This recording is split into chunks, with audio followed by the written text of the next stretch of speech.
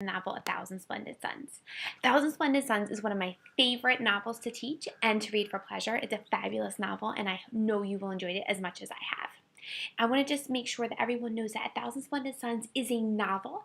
It is fiction, however, it is based on historical facts. Therefore, we need to make sure that we are familiar with these facts before we start reading the novel. An anticipation guide is an instructional tool that is used in order to find and discover information about a unit that we were about to be studying. I'm really excited because we use this to engage students' interests, and I know that by the end of today's lesson, you will be as excited as I am to read this novel as well. Before we begin, I would like for everybody to look at the following picture. This is a young girl in Afghanistan, and I'd like you to look at this picture and take any notice about her appearance, her eyes. The covering around her head is called a hijab, that is usually used to cover Muslim females' hair after a certain age, and we'll find out more about that today. You'll notice in this picture that her hair is a little bit messy and is exposed, and I want you specifically to look at the look on this girl's face and think, what does this look trying to tell us? What is she thinking? What story is she trying to say just as we're looking at this picture? These are some of those rhetorical questions I just asked you. This is a picture of another woman from Afghanistan, and I want you to do the same examination that you used on the first picture with this picture.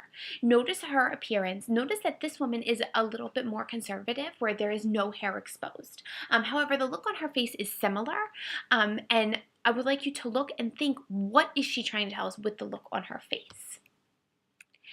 Now you can look and compare and contrast these two women.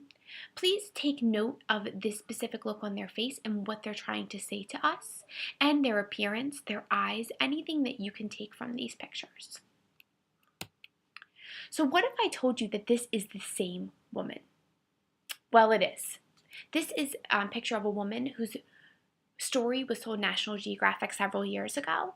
And if you look at these slides, if you look at the picture on the left, the woman on the picture on the left, she is 17 years old. In the picture on the right, she's only 27 years old. When I first looked at the picture on the right, I thought this woman was between 40 and 50 years old. She has aged significantly in just 10 years. And so we have to ask ourselves, what happened to this girl? Well, Afghanistan happened to this girl. The violence there, the oppression of women, the takeover of the Taliban and the regime that they are instituting in this country is what happened to this young girl. So you might ask yourself why you want to know this information. Well, it's real, it's happened, it is undeniable, and it is still happening right now. So how can we learn more about this girl, about Afghanistan? Well, today we're going to be studying 4 topics that will be associated with our novel. While we're studying the way we're going to study these topics is we're going to be reading narratives from the perspective of different people who live in Afghanistan in order to give us information on these topics. The first girl's name is Amina.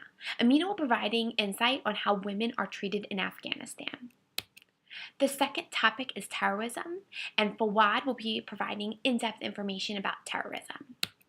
The third topic is the history of Afghanistan, and Muhammad will be providing information about the history of Afghanistan starting from the 1970s. Finally, we have the topic of Islam, which I know we do have. Islam and Muslim religion are synonymous. It is the same thing. And we do have several students in this room who do practice the Muslim religion. So we'll be relying on both Hawa and her narrative and the students in this room that do practice the religion to provide us rich, in-depth information on this topic.